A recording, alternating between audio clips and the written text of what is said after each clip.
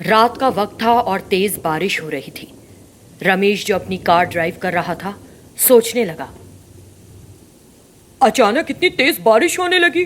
सुबह तो मौसम एकदम ठीक था। इस भारी बारिश में कार को स्पीड से चलाना भी ठीक नहीं होगा। अब स्लो ही ड्राइव करता हूँ। ये सोचते हुए वो धीरे धीरे जा रहा था। तभी अचानक गाड़ी रुक गई। वो फौरन कार से नीचे उतरा। इस कार को क्या हो गया? इस तरह रुक क्यों गई? शिट, इस समय यहाँ कोई मैकेनिक की दुकान भी नहीं खुली होगी। क्या करूँ अब मैं? ऐसा सोचते हुए उसने इधर उधर देखा। तभी उसे अपने सामने एक अस्पताल दिखा। Thank God. हॉस्पिटल जाकर ही पूछता हूँ, शायद वहाँ किसी को कार रिपेयर शॉप का पता हो। ये सोचकर वो उस अस्पताल में गया, लेकिन उसे उस अस्पताल के अंदर कोई नहीं दिखा। तभी एक डॉक्टर पीछे से आई और उससे पूछा, हे मिस्टर, हु आर यू? क्या चाहिए आपको? उसके अचानक आ जाने से रमेश डर गया और पीछे देखा। मैडम, मेरी गाड़ी अचानक रुक गई। प्लीज अगर आपके पास या आपको कोई रिपेयर शॉप पता हो तो बता दें। मैं पैदल जाकर मैकेनिक को ले आऊंगा। Please help me. इस एरिया में कोई मैकेनिक की दुकान, इनफैक्ट कोई दुकान ही नहीं है। यहाँ केवल ये हॉस्पिटल है, समझे आप? Fine madam, thank you so much. ये कहकर वो बाहर जाने लगा। जस्ट अ मिनट, बाहर बहुत तेज बारिश हो रही है। आप कुछ समय के लिए यहाँ रुक जाइए, फिर चले जाइएगा। नो प्रॉब्लम मैडम, मैं जाकर अपनी कार में बैठता हूँ। ओह एक्सक्यूज मी, आपका हाथ घायल है और खून बह रहा है। रमेश ने अपने हाथ की तरफ देखा और कहा, शिट, मेरे हाथ को चोट कैसे लगी? मैं तो कहीं टकराया भी नहीं। कितना सारा खून बह रहा है मेरा। घबराइए नहीं, मैं बैंडेज लाती हूँ। खून निकलते अपने हाथ को देखकर रमेश की सट्टी पिट्टी गुम थी। थोड़ी देर बाद वो डॉक्टर उसके पास आई और उसके हाथ पर पट्टी बांध दी। अचानक रमेश, मैडम, अब मुझे चक्कर से आ रहे हैं। क्या हो रहा है मुझे? तभी अचानक होता है। तुम्हारे हाथ पर अपने आप चोट नहीं लगी। लगाई है। चक्कर तो आएंगे ही जब तुम्हारा खून चूसा जाएगा। रमेश चक्कर आने की वजह से अपनी जगह से हिल भी नहीं पा रहा था। नहीं, प्लीज डोंट डू दिस। मत मारो मुझे। I beg of you. Doctor, please मुझे छोड़ दो। रमेश ने कमजोर आवाज में उससे कहा, कुछ नहीं होगा, चिंता मत करो। इतना कहते हुए उस शैतान ने उसे बेरहमी से मार डाला, फिर उसकी लाश लेकर वहां से गायब हो गई। वो अस्पताल और रमेश की कार भी फिर दिखाई नहीं दिए। उस इलाके के लोग जानते थे कि ये एक भूतिया अस्पताल है। अगर कोई भटकता हुआ उस अस्पताल में आता है तो खत्म हो जाता है। रमेश को इस बारे में पता नहीं था, वो इस शैतान का शिकार बन गया। एक गांव था, नाम था सिरपुर। उस गांव में बाढ़ आने से सभी घर पानी में डूब गए और कई लोग बाढ़ के पानी के साथ बह गए। सीता और गीता नाम की दो लड़कियां भी बाढ़ के पानी में बहकर घर से दूर एक अनजान जगह पहुंच गईं। ये कौन सी जगह है? पहले तो कभी नहीं देखी। ये हम कहां आ गए? हाँ दीदी, एकदम नई जगह है। ओहो, लगता है हम बाढ़ के पानी में बहकर यहाँ पहुंच गए हैं। पता नहीं हमारे माता पिता कहाँ हैं। मुझे डर लग रहा है दीदी। रो मत गीता, बहादुर बनो। मैं हूं ना साथ में। हमें किसी तरह गांव वापस जाना होगा। इस तरह सीता ने गीता का ढांढस बंधाया। तब सीता और गीता दोनों पैदल ही अपने गांव जाने लगी। काफी देर चलने के बाद भी वे बार बार उसी जगह पहुंच जाती थी। अरे, हम इतनी देर चले लेकिन फिर से उसी जगह आ गए। ये क्या हो रहा है? जैसे कि मायावी जाल हो। इतना चलने के बाद मेरे पैर दर्द कर रहे हैं। मुझे भूख भी लग रही है। हे प्रभु, आप हमें इतनी तकलीफ क्यों दे रहे हैं? हमें आपकी सहायता की आवश्यकता है। कृपया हमें हमारे माता पिता के पास वापस भेज दें। तभी उनके सामने एक देवी प्रकट हुई। देखो बालिका, मैं तुम्हारे लिए आई हूँ। मैं तुम्हारी मदद करूंगी, डरो मत। ये तुम्हारे लिए सबसे सुरक्षित जगह है। देवी को देखकर दोनों लड़कियों ने हाथ जोड़कर उनका अभिवादन किया। प्रिय देवी, कृपया हमारी सहायता करें। हमें सुरक्षित रूप से हमारे माता पिता के पास भेज दें। हमें नहीं पता कि वे कहाँ हैं, किस हाल में हैं। चिंता मत करो, मैं तुम्हारी सहायता करने ही तो आई हूँ। तुम्हें भूख लगी है ना? लो, पहले ये खाना खा लो। देवी ने तुरंत कुछ भोजन प्रकट किया और उन्हें दिया। दोनों लड़कियों ने वो खाना खा लिया। फिर देवी ने कहा, तुम्हारे माता पिता सुरक्षित हैं, उन्हें कुछ नहीं हुआ। लेकिन हाँ, वे बाढ़ के कारण अपना घर, पैसा और सब कुछ खो चुके हैं। मैं तुम्हें एक वरदान देती हूँ। फिर देवी बोली, ये जादुई छड़ी ले लो, तुम इसकी मदद से अपने घर तक सुरक्षित पहुंच सकती हो। ये तुम्हें जो तुम चाहोगी वो ला देगी। लेकिन सावधान रहना, कुछ शैतान रास्ते में तुम्हारे लिए परेशानी पैदा करने की कोशिश करेंगी। इस छड़ी की मदद से खुद को उनसे जरूर बचा लेना। और देवी गायब हो गई।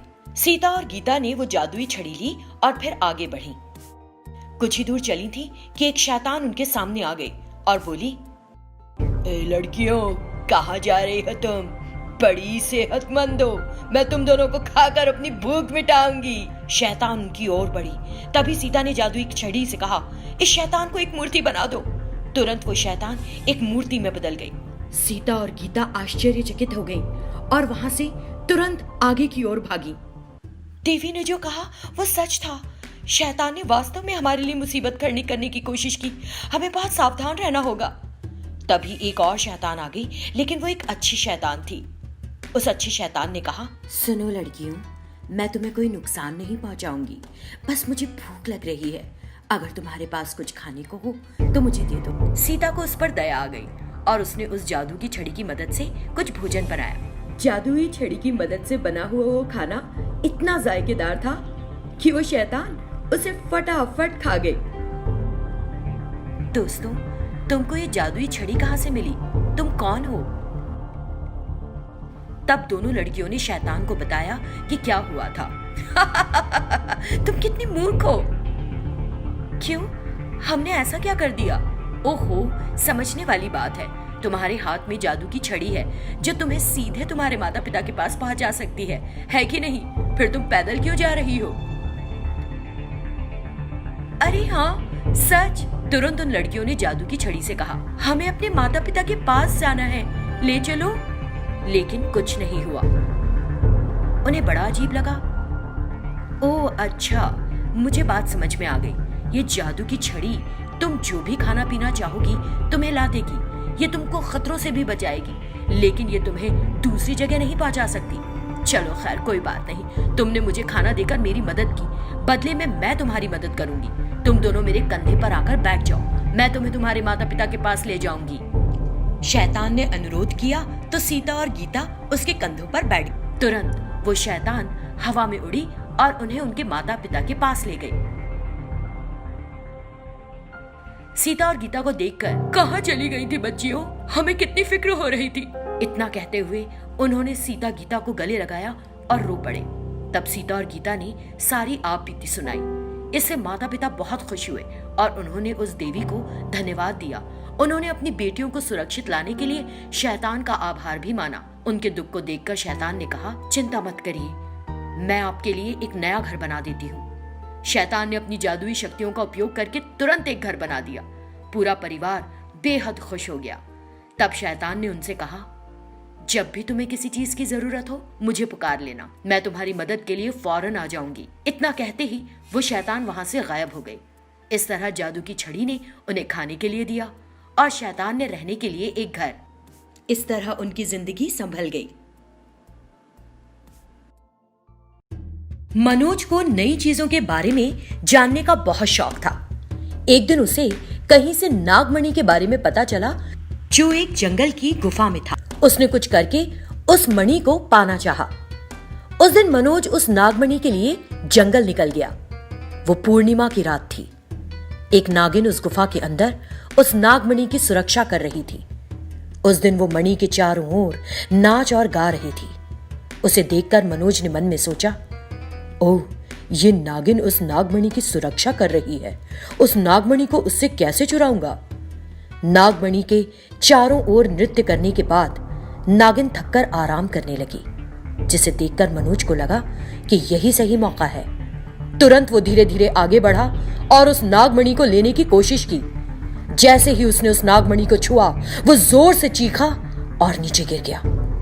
उसकी चीख सुनकर नागिन जाग गई और उसे देखा। वो बेहद क्रोधित हो गई और उस पर जहर उगल दिया। उससे उसका शरीर लाल रंग में बदल गया और वो बेहोश हो गया। पूरी रात बेहोश रहा और अगले दिन सुबह होश में आया। तब वो अपने घर पर बिस्तर पर सो रहा था। उसकी माँ ने कहा, मनोज, क्या हुआ था? तुम जंगल में क्यों गए थे? क्या तुम जानते हो, हमने तुमको खोजने के लिए हर जगह छान मारी। तुम्हारा शरीर लाल रंग में क्यों बदल गया है? उसकी माँ रोने लगी। अपनी माँ को रोते हुए देखकर मनोज ने कहा, माँ चिंता मत करो, मैं एक बहुत बड़ी गलती कर बैठा। इस तरह उसने बताया कि क्या हुआ था। मनोज, तुमने सच में बहुत बड़ी गलती कर दी। तुमने एक नाग देवी के साथ खेल खेला। अखबार में कुछ पढ़ लिया और वहां चले गए। वास्तव में अगर वो खुद इतने बहादुर थे तो चुरा लिया होता ना नागमणि, लेकिन तुमने अपनी जान जोखिम में डाल दी। इस तरह वो बहुत चिंतित हो गई। माँ, मेरा पूरा शरीर जल रहा है, दर्द हो रहा है माँ, माँ मुझे कुछ हो रहा है। वो जोर जोर से चीखने लगा। उसकी माँ को समझ नहीं आया कि क्या करना चाहिए। वो तुरंत गांव के बाहरी इलाके में रहने वाले एक संत के पास गई। उसने संत से बात की। संत उनके घर आए और मनोज को देखा। मैं इस बीमारी का इलाज नहीं कर सकता, एक नागिन ही इसे ठीक कर सकती है। जहर इसके पूरे शरीर में फैल गया है, ये कुछ दिनों के भीतर मर भी सकता है। इसे तुरंत नागिन के पास ले जाओ। ये सुनकर मनोज की माँ ने संत से निवेदन किया, संत, कृपया मेरे बेटे को बचा लीजिए, मेरे बेटे को नागिन के पास ले चलिए। उसकी आंखों में आंसू देखकर संत मनोज को अपने साथ ले जाने के लिए तैयार हो गए और तुरंत उसे लेकर उस गुफा में गए। जहां पहुंचते ही, तुम यहां क्यों आए हो? अपना मकसद बताओ।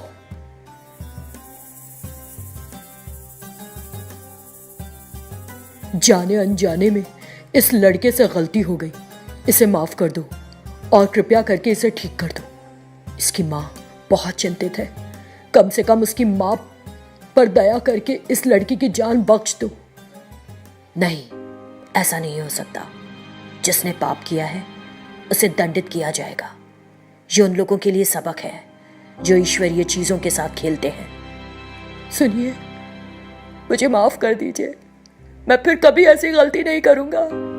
मैंने जानबूझकर ये गलती नहीं की। अगर आप मेरी माँ होती तो क्या तब भी आप ऐसा ही करती? मैं आपसे विनती करता हूँ, मेरी माँ का मेरे सिवा कोई नहीं, मुझे माफ कर दीजिए, मेरी जान बख्श दीजिए। नागिन को दया आ गई और उसने उसे ठीक कर दिया। इसके साथ ही मनोज ने नागिन को प्रणाम किया और कहा, बहुत बहुत धन्यवाद। फिर उसने संत को भी धन्यवाद दिया। नागिनी बोली, देखो, जो हुआ सो हुआ, लेकिन ईश्वरीय चीजों के साथ मजाक मत किया करो। किसी को भी नागमणि को बुरे ख्याल के साथ नहीं छूना चाहिए। तुमने ऐसा किया, इसीलिए ऐसा हुआ, फिर यहां कभी मत आना। मनोज ने कहा ठीक है और एक बार फिर उसे धन्यवाद दिया। संत ने भी मनोज की जान बचाने के लिए नागिन को धन्यवाद दिया और वहां से चले गए। इसीलिए तो कहते हैं, जिसे ना जानो उसके साथ खेल ना खेलो। अगर हम कुदरत के विरुद्ध जाते हैं तो अंजाम खतरनाक होते हैं। इसीलिए जब भी किसी अजूबे को देखो तो उसे गंभीरता से लो, उसे हथियाने की कोशिश ना करो, वरना नतीजा मनोज जैसा होता है।